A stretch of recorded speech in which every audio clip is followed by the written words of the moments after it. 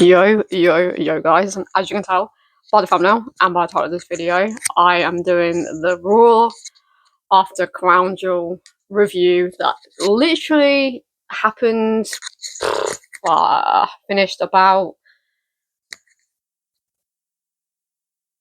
an hour and a half ago. Yeah, finished at 3:30. So yeah, an hour and a half ago. Because I needed to collect my thoughts and really let what happened at the end of today's Raw sink in, because oh my god, I've got a lot to say about that. A lot to say about that. So I'm gonna try and make this intro one of my quickest intros that I think I've ever done. But I hope you guys enjoyed Crown Jewel. Let me know in the comment section down below if you did, and let me know what your ratings is for this Raw. Because as you can tell by the thumbnail, this Raw was probably the best Raw this year. I can't think of any, or I don't think there is. Maybe there is a Raw that I'm not thinking of and was great and better than this Raw. But personally, I genuinely think that this was the best Raw to happen in 2025. From start to finish, it was an absolute fantastic put together Raw, and you can really tell that WWE does have a new creative team. Immediately. I also do want to say sorry that the quality is kind of got a bit of a grey tint to it. It's 5 o'clock here and it's bright outside, but for some reason it makes my screen like a greyish colour. So I look really grey white. But I have got like a white screen thing going on in the background, but it's not really working as much as it did last time. I mean, does that make it a bit better? I don't know. Not really. I'm hoping it doesn't play because I don't want it to be really loud.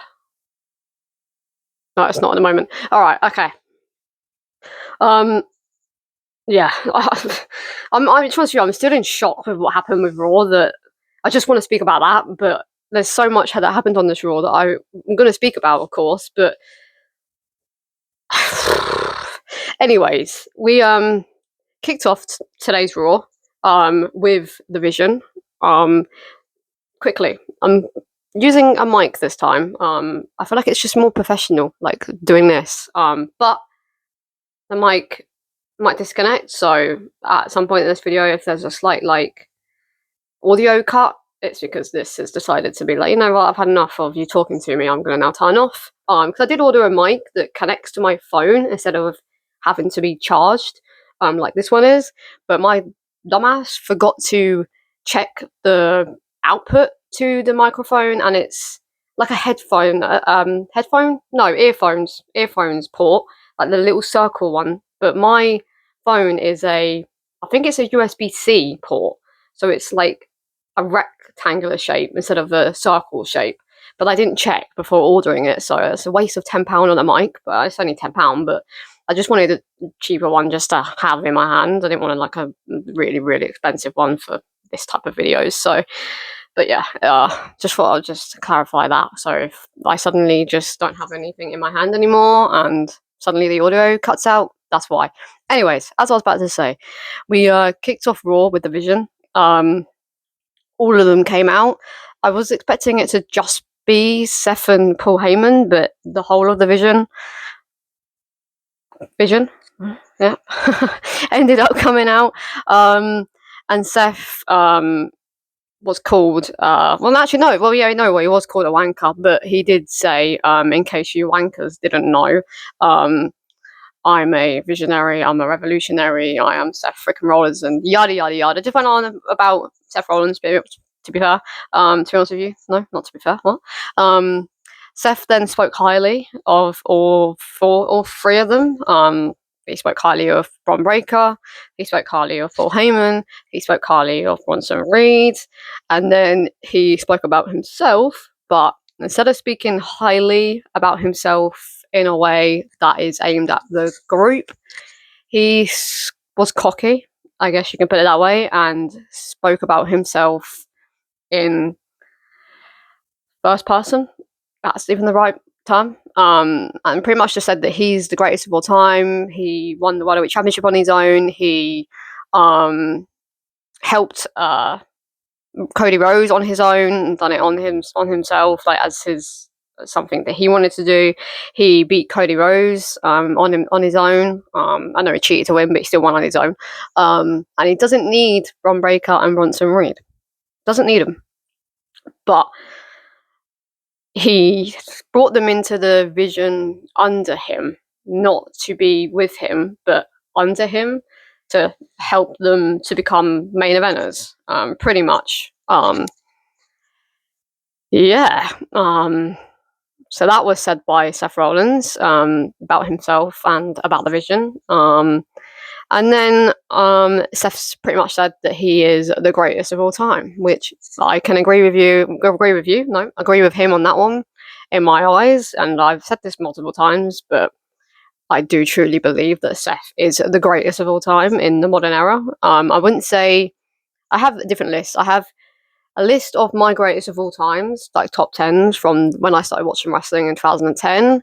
And then I have a list of the greatest of all times from the year that I was born, so 2000. So I do that kind of list. And then I have my favourites. My favourites and GOATs, completely different. Like my favourite of all time is CM Punk.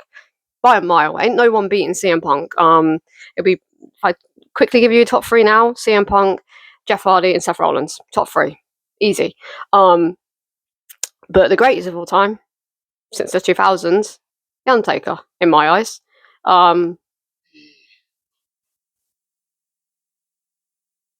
Really, Tom? So my brother is so fucking annoying. Tom, bruh. In the middle of filming, my brother has put on Ryback's theme song. This guy, man, honestly. I'm not going to cut this out of the video, and I'm not going to pause the video. But this guy, honestly, as I talk about CM Punk, this guy puts on Ryback. Anyways, as I was saying, I already know that he's laughing in his room right now. Tom, you're an idiot, mate. Fuck's sake. Anyways, as I was saying, CM Punk is my favourite of all time.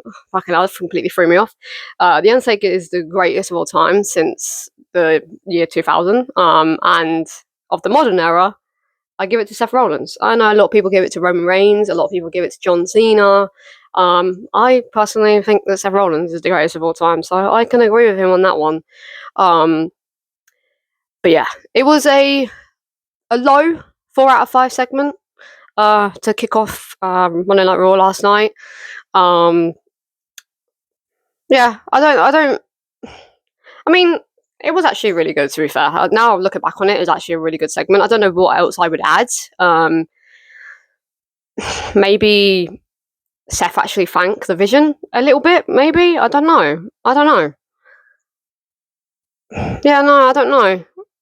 Maybe the 3 contenders that were in the main event for the number 1 contendership between LA Knight and CM Punk and Jey Uso maybe should have come out and had like a battle segment to hype up the main event. I guess maybe that could have happened.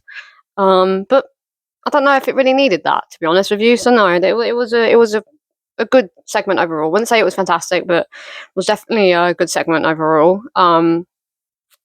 The first match of the night, we had a match between Penta and Dominic Mysterio for the Intercontinental Championship.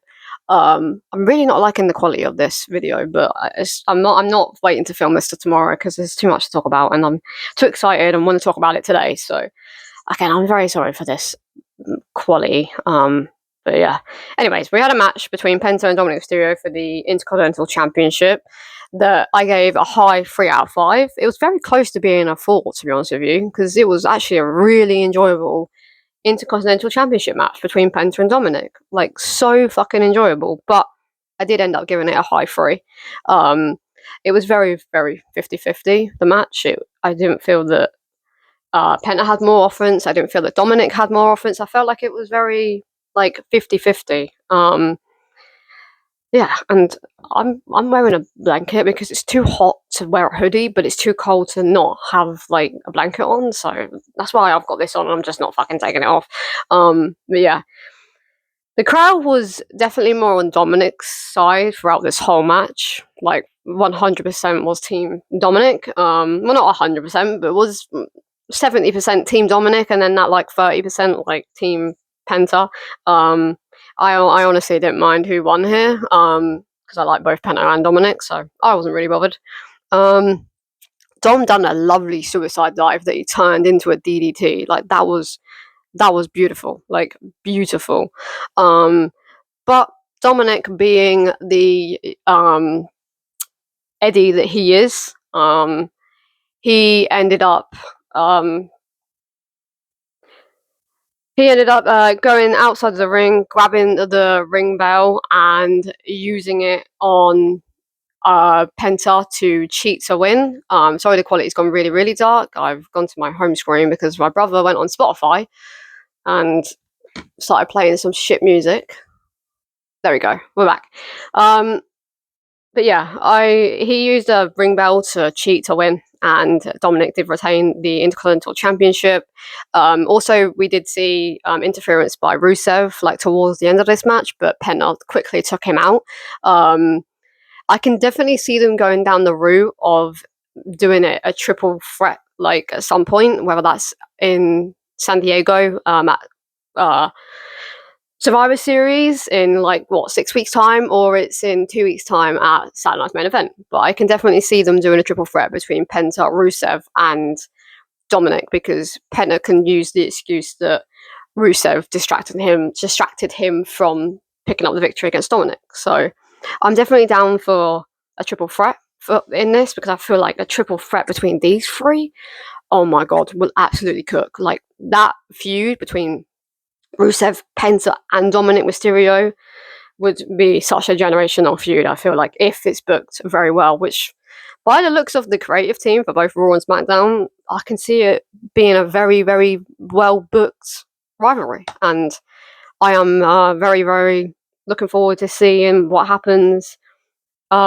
next with this whole Penta, Dominic, and Rusev storyline. Because we will talk about what's going to happen on next week's Raw, but we'll leave that until just before the main event, because that's when it happens on Raw. Quickly, I said in a video that I might not watch Raw live, and I'm so glad I decided to not go to where I was going to go today and watch Raw live, because I would have missed watching what happened at the end of this Raw live. And as much as I love Soraya, who I was actually potentially going to go and meet today, because she is in Norwich doing a meet and greet and for free and serving up jacket potatoes. But I decided to not do it because, for one, I'm loyal to wrestling, and I just couldn't not watch this Raw live. To be honest with you, it's one of my main reasons. And two, she's doing a book tour next year in the UK, and she's already said that she's doing a book tour. So I'm going to go to that, and I'm going to go to it properly, because this was only announced like a few days ago that she was going to be doing this, and I felt like it was just going to be too chaotic and hectic that I wouldn't have been able to, spend like proper like time like chatting to her and taking photos and getting autographs like properly. So I decided to not do it, and I'm not regretting my decision at all. I want to do it properly when she does a meet and greet, like properly, like a proper meet and greet. This was just like a one-off thing that she's decided to do. But yeah, I just thought I would put that out there, because I did say in one of my videos that I potentially was going to be doing something on the Monday, but I didn't say what it was, but that's what it was going to be. But I decided not to this time. But yeah, just thought I'd just add that in quickly. We then got to a match between Rhea Ripley and Kairi Sane that, again, was a very decent match, and I gave a high 3 out of 5 because it was so enjoyable. Again, another match on Raw that was so good to watch and made this Raw so much more interesting and intriguing to watch throughout. Before we got onto Rhea Ripley versus Kairi Sane, we had a backstage segment with Asuka and Kairi, and Asuka slapped the living shit out of Kairi. Like, that sounded fucking awful. Like, awful. Before the match between Kairi and Rhea even happened. Yeah, that was not very nice of Asuka. To be honest with you, though, Rhea was destroyed for the most part of this match, which I kind of liked, because even though Rhea won, she was able to, get the offense and pick up the victory against Kairi in the end, because she's just that much stronger and bigger than Kairi, that it took a lot to take Rhea down, sort of thing. But I like that they didn't make Rhea look really strong here and make Kairi look really weak. I'm glad they went with Kairi looking really strong, Rhea looking weak, but then was able to bring that inner, like, scary Rhea, or however you want to look at it, that she was able, monster Rhea, that she was able to get that anger energy in her to pick up the victory against Kairi. So I like that it went down that route of Kairi completely destroying Rhea for 80% of this match. I really like that. I really, really like that. And yeah, I've put on here another decent match. It was so decent to watch. Like, so decent to watch. Rhea Ripley, like I've already said, was able to pick up the victory, and then Io and Asuka started brawling. Asuka was able to get the upper hand on Io, but Rhea was able to get the upper hand on Kairi. And then as Rhea was about to hit the Riptide, Io and Kairi started brawling, and Kairi took out Io, and then Rhea and Asuka started brawling. And then as Rhea was about to do the Riptide to Asuka on the announce table, Kairi came out of nowhere with kendo sticks and started beating the living shit out of Rhea with kendo sticks. And then we saw a nasty DDT, I want to say, to the announce table by Asuka. And then Kairi was digging the kendo stick into the shoulder blade of Rhea Ripley. So I can definitely see them going down the route of doing like some sort of tornado tag, no disqualification match, maybe at Saturday Night's Main Event or next week on Raw, possibly.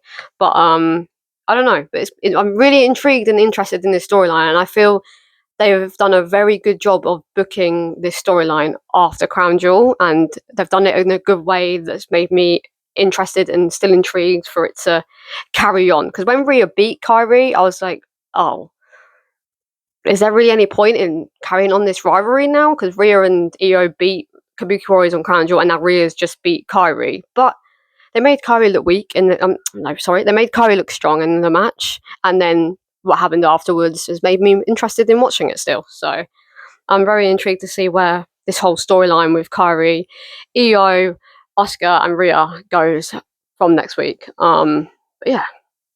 And then we had a match between Bronson Reed and Jimmy Uso that was probably the worst match of the night, but still was a decent match to watch. So I did give it a 3 out of 5. I can't believe how white and grey I look on this because of the quality. It's actually a bit mad. Like, actually a bit crazy. Sorry, I'm just keeps throwing me off. It started straight away. Like, before the bell even rang properly, they were both going at one another's throats very quickly into this match. Bronson was targeting the ribs of Jimmy Uso because obviously at Crown Jewel, Braun Breaker delivered a spear to Jimmy Uso through the barricade. So Jimmy was wearing tape around his ribs that Bronson targeted pretty much 100% of this match. Jimmy was completely destroyed. Like, Jimmy had a little bit of offense in this match, but it was mainly to make Bronson look very strong because he just beat Roman Reigns. They can't they can't make him have a match against Jimmy Uso and then Jimmy Uso have like 90% of the offense here, because that would just ruin this whole aspect of Bronson Reed being able to pick up the victory against the GOAT in people's eyes and the aura man Roman Reigns. It would just look really fucking stupid if Jimmy was dominating Bronson here. So I'm glad they went with the route of Bronson dominating Jimmy for 90% of this match, because it makes Bronson look strong still. So yeah, but Jimmy was able to pick up the victory. No, he wasn't. Bronson was able to pick up the victory because I just read Jimmy's name. And then Braun Breaker came out and speared Jimmy Uso and was about to deliver the same thing that he done at Crown Jewel by spearing Jimmy into the barricade. But Jay came out to help his brother Jimmy, but ended up getting taken out a little bit himself, but was able to stand tall. but was very annoyed at Jimmy that he was not able to handle his business on his own. So yeah, there's a lot of storylines going on Raw and SmackDown lately that I am really, really intrigued with, and they're doing really fucking well. So to the people that say that WWE is doing terrible with their storylines, clearly didn't watch SmackDown, clearly didn't watch Crown Jewel, and clearly didn't watch Raw today, because WWE have definitely gone from like down here to up here creatively wise, because we got so many storylines to take from last night's Raw. No, not even last night's Raw. Today's Raw. Sorry, fucking hell. Jesus, it feels weird. Like Raw being the early hours of the afternoon in the UK instead of 1 a.m. or midnight, 1 a.m. in the morning. It keeps throwing me off. I feel like I need to watch Raw tonight, but I don't. Anyways, we then had a tag team match between Bayley and Lyra versus Raquel and Roxanne that I did give a low 3 out of 5 from what I saw of this, because there was someone was knocking and it distracted me for the most part of this match, so I didn't actually get to see the majority of what happened in this match, but I did see that it was decent from what I saw of it, and I did see that Lyra slapped Bayley into psycho mode.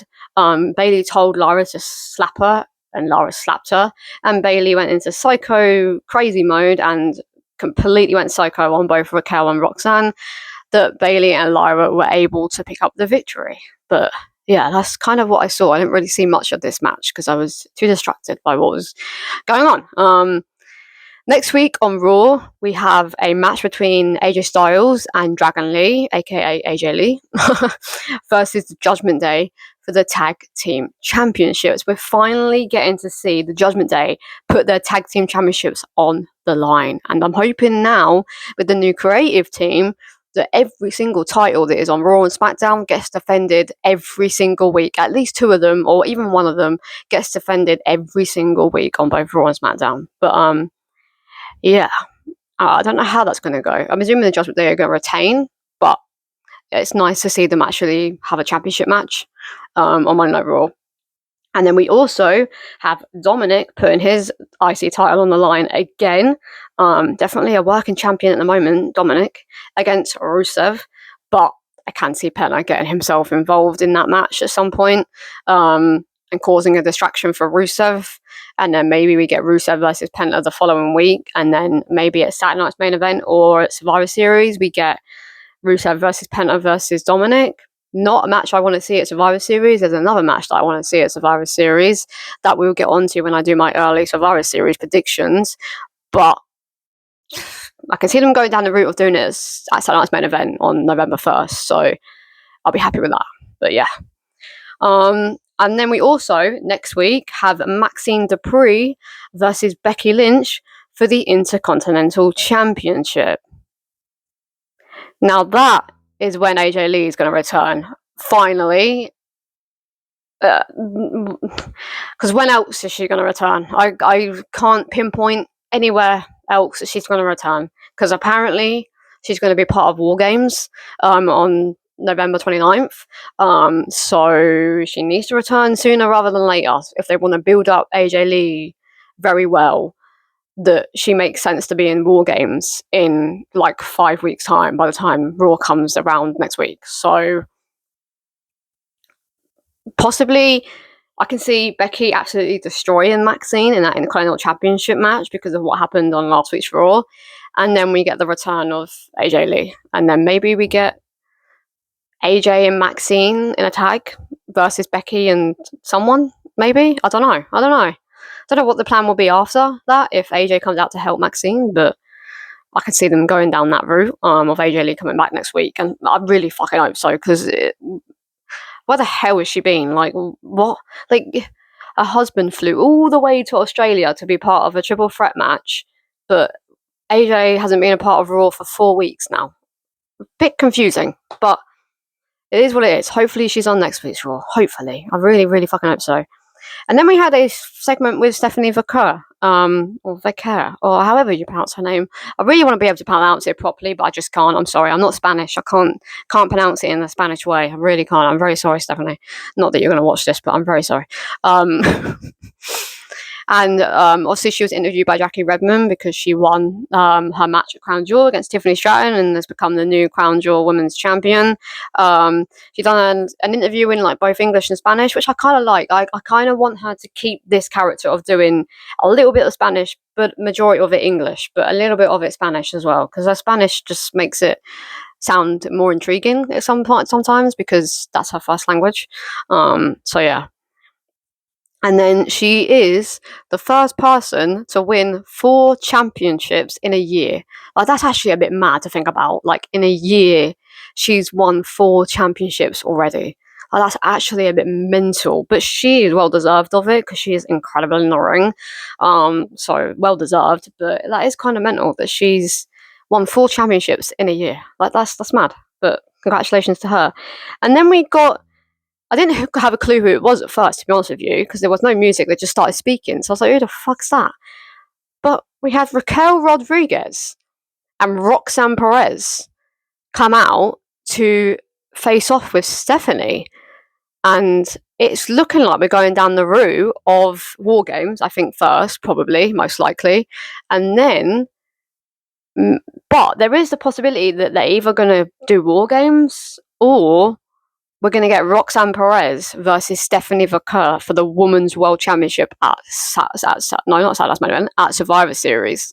Like, there's the possible 2 ways that we're going. But even if these 3 are a part of War Games and we don't get that championship match at Satellite, I keep saying Satellite Main Event, that's next at Survivor Series, I definitely think that we're going down the route of a rivalry between Raquel and Roxanne and Stephanie, and I am so down for that because I was a bit concerned on what was next for Stephanie.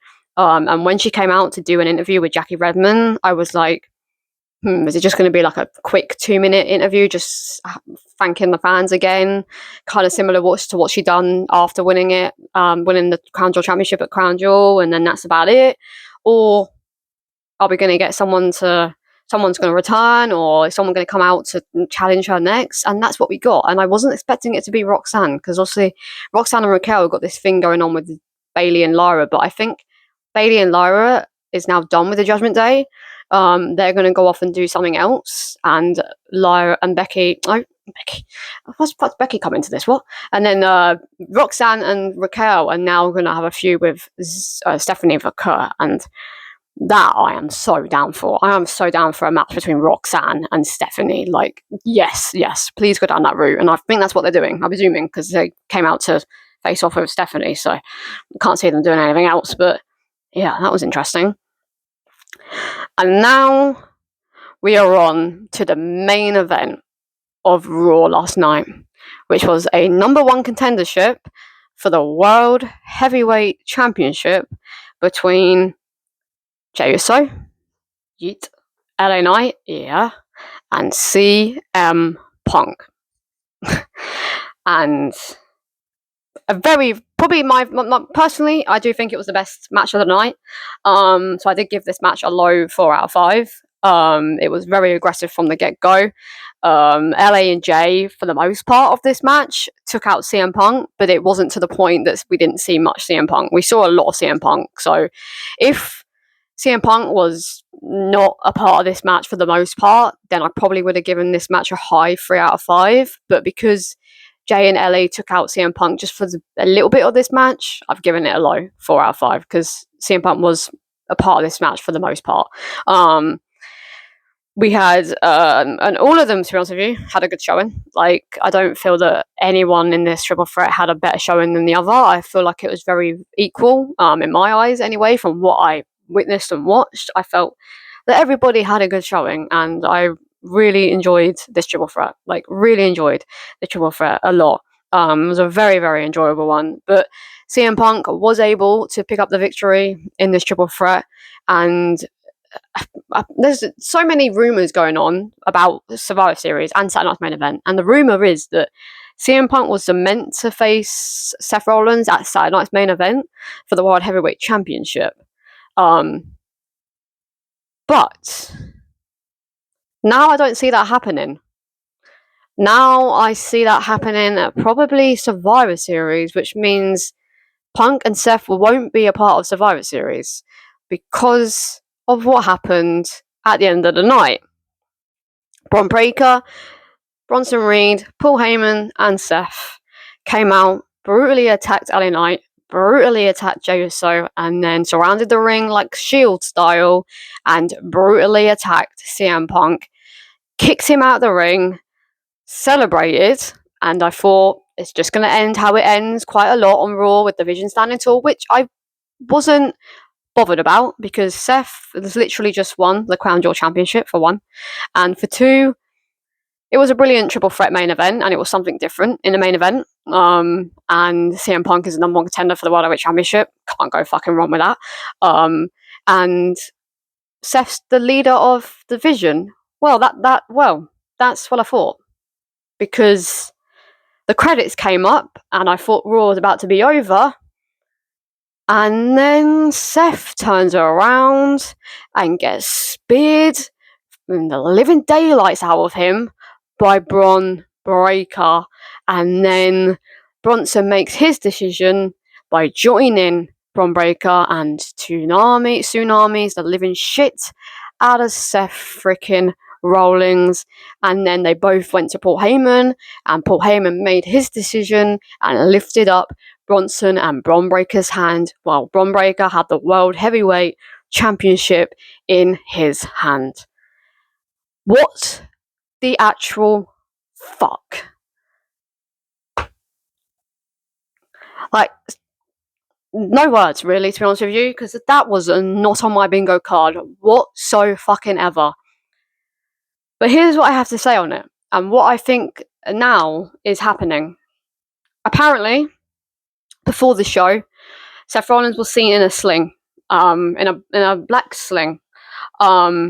And I think they've done the heel, I wouldn't even call it a heel turn, betrayal. I think they've done the betrayal of Seth Rollins earlier than they originally was going to do it. Because I think Seth is not injured to the point that he has to relinquish the World Heavyweight Championship. Because, for one, he would have relinquished the World Heavyweight Championship on that Monday Night Raw today. And for two, they wouldn't have done a triple threat for the number one contender for the World Heavyweight Championship. They would have done a vacant Triple H? What? A vacant triple threat for the World Heavyweight Championship.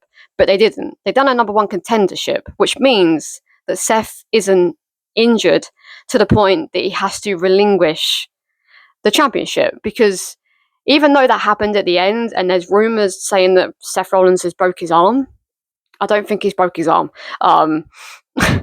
Because if he had broke his arm, he would have relinquished the championship. Because when Rhea injured her shoulder, she relinquished it the next week, right? But if Seth has injured himself to that point, he would have relinquished it today, and they would have done a vacant triple threat. They wouldn't have done a number one contender. Why would they do a pointless number one contendership for the World Heavyweight Championship if Seth is no longer World Heavyweight Champion? Like, that would just be stupid, because that triple threat would have just been fucking pointless.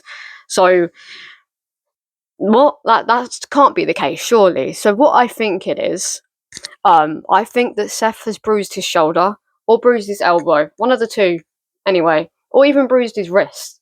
And I think he's injured, but he's not injured to the point that he has to relinquish the World Heavyweight Championship, but he needs 2 to 3 weeks off.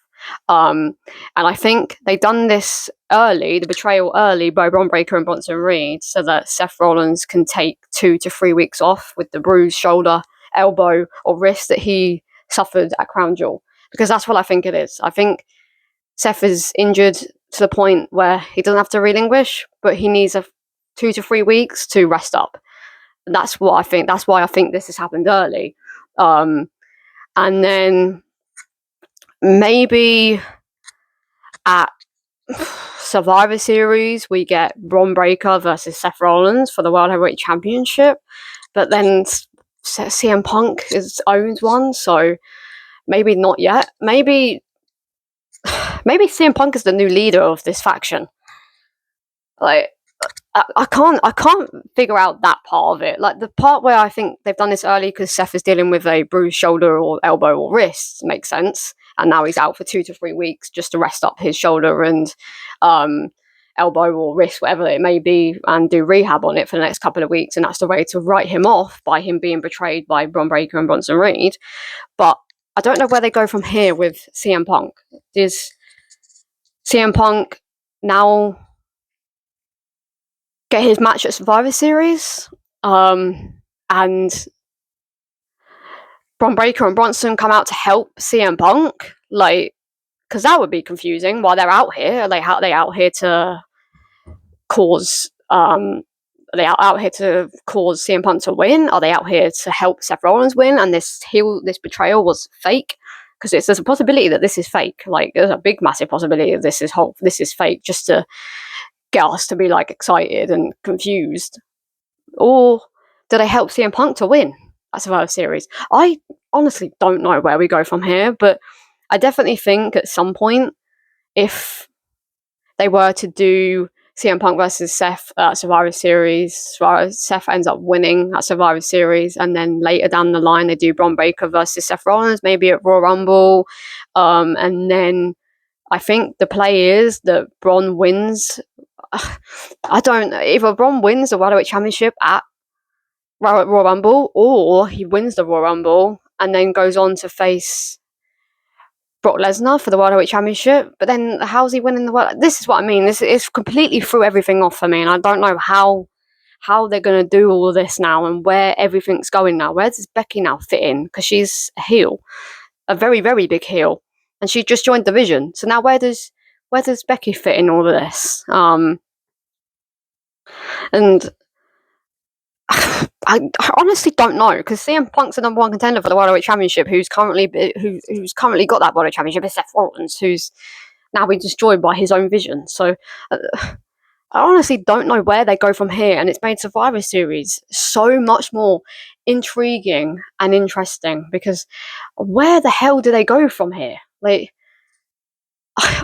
I don't know, and this is what I love about WWE, and this is why WWE is great at what they do, because we have times in WWE where it's a lot of lows, but then we start to get back up and WWE is on fucking fire again, and it really fucking is. Like, Seth Rollins has done the definition of burn it fucking down, because it's on fire right now.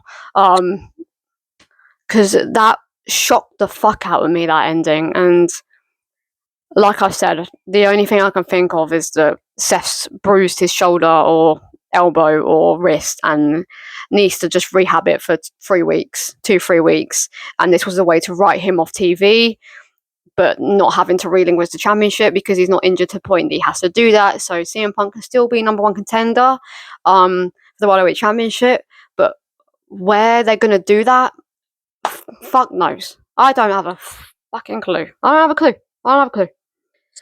It was supposed to happen at Saturday Night's Main Event, which means it still could happen, because Seth, there's still 2 weeks, so, well, 2.5 weeks until Saturday Night's Main Event. Like, there is literally still 2.5 weeks until that Saturday Night's Main Event happens. So if Seth's not badly injured to the point that you only need a couple of weeks off, then maybe on the last Monday Night Raw before Saturday Night's Main Event, Seth comes back, and we then get that match at Saturday Night's Main Event between Seth Rollins and CM Punk, and then maybe Survivor Series, Punk and Seth are on the same team alongside Roman Reigns. Like, that's a possibility. Or the other possibility is that CM Punk has actually secretly been working with Bron Breakker and Bronson Reed and Paul Heyman this whole time, and CM Punk is actually the leader of this group, and that will come into fruition at some point in the next few weeks, maybe at Survivor Series, maybe at Saturday Night's Main Event. I don't know, because CM Punk has led a group of younger talent before. Well, I wouldn't say the younger talent, but a little bit younger than him talent before in the Straight Edge Society. So Punk has experience on leading a group into the future, and he also has experience with working with Paul Heyman. So CM Punk could potentially be the leader of this group, and we get Team Punk versus Team Seth at War Games, and maybe it's CM Punk, Bron Breakker, Bronson Reed, Brock Lesnar, and Austin Theory instead of Seth and those four. And then we get Seth Rollins, Roman Reigns, the Usos, and LA Knight. There's your War Games right there, which is probably what is going to happen. And that would be crazy if that's the War Games that we get between Team Punk versus Team Rollins. But I don't know. But yeah, no, that was an ending and a half to a Monday Night Raw. And like I've said multiple times, a 5 out of 5 Raw. Probably the best Raw this year. And probably the best ending of a Raw in a very, very, very long time, because nobody saw this coming. Nobody. Absolutely no one. Like, no one. I've never seen this anywhere, that Bron Breakker and Bronson Reed are going to turn on Seth Rollins that quickly. Like, nowhere. Like, so the whole plan, even if Seth lost at Crown Jewel against Cody Rhodes, they were turning on him either way. Like, it didn't matter, because they were turning on Seth whether he won or not now. Like, and that's what's crazy to me, because I genuinely thought they were going to turn on Seth if he lost, but he didn't. He won. So I was not expecting it. And sometimes I really overlook stuff, and I don't know if it's part of my ASD. Awesome for people who don't know what ASD is. And I really overlook everything, and I've always been like that with wrestling. And I can always pinpoint and always predict stuff for myself, which is annoying, but because I overlook everything and overanalyze everything, I can always see something coming, and I always seem to get something right in wrestling, like, very quickly, and predict it quite quickly. But with this, I had no clue. Like, completely got me with that. Like, WWE got me. The creative team got me. Triple H got me. Nick Khan got me. Whoever the hell booked this got me. Seth, if it was Seth's idea, you got me. Paul got me. Everyone got me, man. It was just not on my bingo card for that to end the way that it did, and for Raw to end the way that it did. Nah, man. I am so fucking excited to see what happens on next week's Raw. And I'm so fucking excited to see, what happens on this week's SmackDown, because creatively, at the moment, WWE are doing a fantastic job. Absolutely fantastic job. So hopefully Raw is as good as this week's Raw. Hopefully SmackDown is as good as Raw and last week's Raw. And hopefully we get AJ motherfucking Lee finally back in WWE next week during that match between Maxine and Becky for the Intercontinental Championship. And we get something else to be really excited about, because AJ motherfucking Lee is back in the building. Hopefully. I'm fucking hoping so, because it needs to fucking happen soon, because I miss AJ being on Raw. But yeah, guys, if you agree with me in this being a 5 out of 5, let me know. If you believe that this was a good Raw but could have been better, so you gave it a 4 out of 5, or do you believe this was decent? There was a few moments in this Raw that you really enjoyed, but wasn't a good or amazing Raw for you guys, and you gave it a 3 out of 5, or do you believe this Raw was meh? There was not really much to take from this Raw, but it wasn't awful, so you gave it a 2 out of 5, or do you believe that this was the worst Raw this year? You wish this Raw never happened, and you'll never go back and watch anything to do with this Raw again, and it was a 1 out of 5. Let me know. But as I've said multiple times, this Raw was by far a high 5 out of fucking 5, because there is nothing negative to say about this Raw. Nothing, really. No, there actually isn't anything negative to say about this Raw, because we got Stephanie on Raw, and I was a bit concerned that we weren't going to get any Stephanie on this Raw, considering she just won the Women's Crown Jewel Championship. We got 5 very decent / good matches. We got good segments. We got good interviews. Like, even the interviews that were not on air, that were only shown on Netflix during the ads, were fantastic to watch as well. We got shocking ending. We got a good start to the Raw. Like, just this Raw was just so fucking good, man. Like, so good. And I'm nervous for next week's Raw, because I really hope it's as good as this week's. But I guess we'll have to wait and see. And I guess we'll also have to wait and see what happens over the next month or so ready for. Sorry, guys, I'm trying to put all my stuff back on over here. But anyways, what's in store for Survivor Series now? Because Everybody had it that Seth Rollins was going to lead Braun Breaker, Bronson Reed, Austin Theory, and Brock Lesnar as a team, but that's gone out the fucking window. Yeah, I don't know. I'm so excited for Raw now. Like, I'm so excited for wrestling. WWE is back in business, and I am so fucking hyped for whatever the fuck happens. But yeah, guys, this has been Charlie, and I don't know. There might be a video out this week on my final part of wrestlers that I've seen live video. But I don't know if that'll be out this week. I am at some point going to be doing my early Survivor Series predictions. I actually already had one planned out that I done yesterday, but Raw decided to end in a way that I wasn't expecting it to end, so that now goes out the fucking window and doesn't matter. But yeah, I will allow it, considering how good of the ending Raw was today. So I'm allowing my prediction to be absolutely fucked now because of what happened, because it was that good. But anyways, guys, I'm going to end this video here. And as you can tell, this has been a 45-minute review. So that just goes to show how fucking good this Raw was today. And I really hope that you guys enjoyed this Raw as well. And I really hope you enjoyed this review. And yeah, this has been Charlie, and I will see you guys in the next one. Peace.